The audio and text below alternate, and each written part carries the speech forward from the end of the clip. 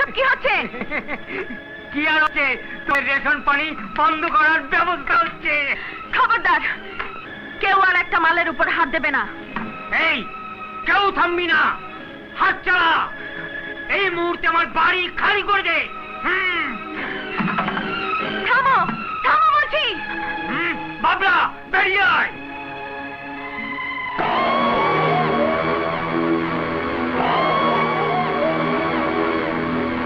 তুমি তুমি এই কাজ করছো? যে তুমি একদিন গুন্ডাদের হাত থেকে আমার ইজ্জত বাঁচিয়েছিলে, আজ সে তুমি আমার মা, অসুস্থ ভাই সহ আমাকে ঘর ছাড়া করে রাস্তা নামাতে চাইছো? আমার নাম বাবলা।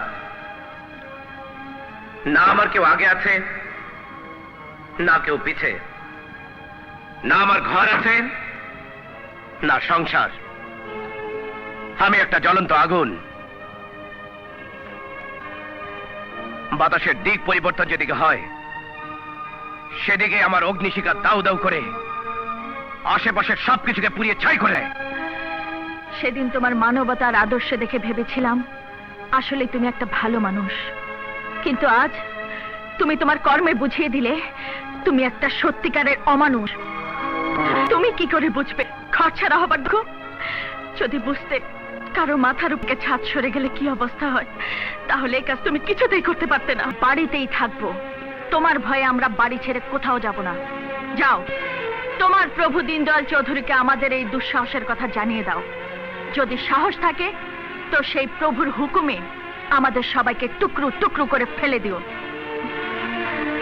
চলো মা। আচ্ছা,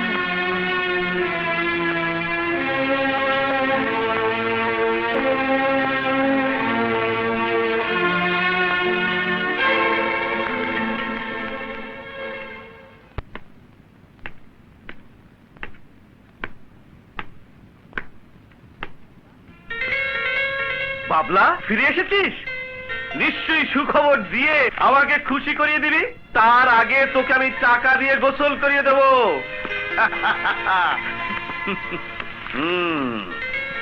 এই সব টাকা তোর। নে, আরো নে,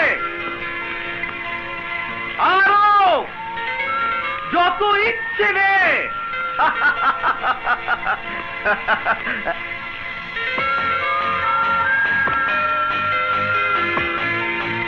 কি হলো? এত টাকা তোর জন্য যথেষ্ট নয়? আমি ওদের ঘর ছাড়া করতে পারিনি বড় ভাই। কি বললি? ওই 2 টাকার ছুকরি আর ওর ভাই তোর চেয়ে শক্তিশালী হয়ে গেল? না বড় ভাই, আমার বিবেক আমার চাইতে শক্তিশালী হয়ে আমাকে বাধা দিল। কি বাজে কথা বলছিস? হুঁশ ঠিক আছে তো? আজ নেশা করিসনি? আহা, সত্যি করে বল, ব্যাপারটা কি? ওদের ওখানেই থাকতে দিন। আপনার অস্তিত্বের সামনে ওরা পোকামাকড় ছাড়া কিছুই না। পোকামাকড়ের প্রতি মাঝে মধ্যে দয়া করা উচিত বড় ভাই। আরে বেকুব, ওদের প্রতি হঠাৎ তোর এত দরদ কোত্থেকে উদয় হলো? ঘর ছাড়া হবার যন্ত্রণা আপনি বুঝবেন না বড় ভাই। আমি বুঝি, যখন মাথার উপর থেকে ছাদ আর পায়ের নিচ থেকে জমি সরে যায়, তখন মানুষের জীবন হয়ে যায় একটা জীবন্ত লাশ। আর সেই লাশ দাফন করার জন্য কোনো কবরস্থানের সন্ধান পাওয়া যায় না। তখন জীবন হয়ে যায় একটা বেওয়ারিশ মুর্দা। ওদের ওখানে ওই বাড়িতে থাকতে দিন, ওই বাড়িতে থাকতে দিন। চুপ কর! আমি তোকে পাঠিয়েছিলাম না হয়? তুই আমার সাথে বিদ্রোহ করবি? আজ তোর শরীরের চামড়া কেটে তোর সমস্ত রক্ত বের করে তোকে শেষ করে ফেলবো।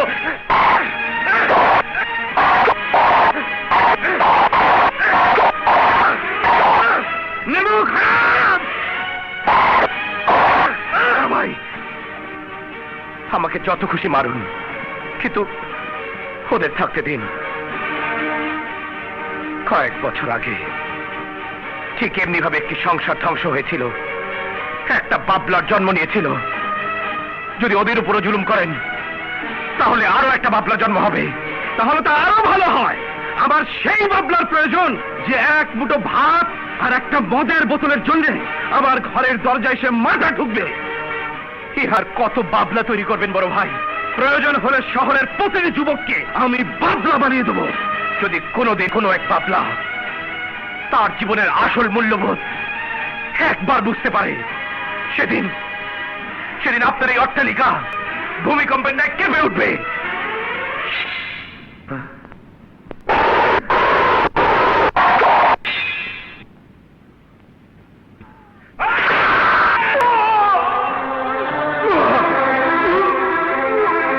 বড় ভাইয়ের শক্তি সম্পর্কে তোর কোনো ধারণাই নেই। আমার হাতে গড়া বাবলার জীবনের উদ্দেশ্য হবে শুধু আমার হুকুম পালন করা, এর বাইরে কিছুই নয়।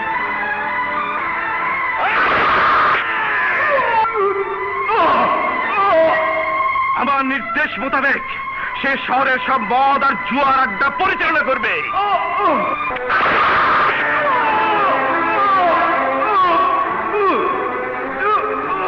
আমার এক ইশারায় সে তার জীবন দিয়ে দেবে, নয়তো কারো জীবন নিয়ে নেবে।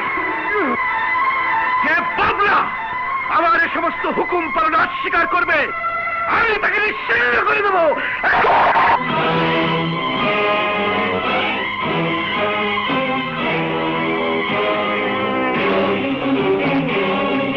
বাস বড় ভাই, বাস। আপনার নিমকের গোলামি আজ থেকে খতম। আজ এখানে দাঁড়িয়ে আমি এ শহরের প্রতিটি যুবকের কসম খেয়ে বলছি, আমি মরে যাব, কিন্তু আর একটা বাবলা তৈরি হতে আমি দেব না।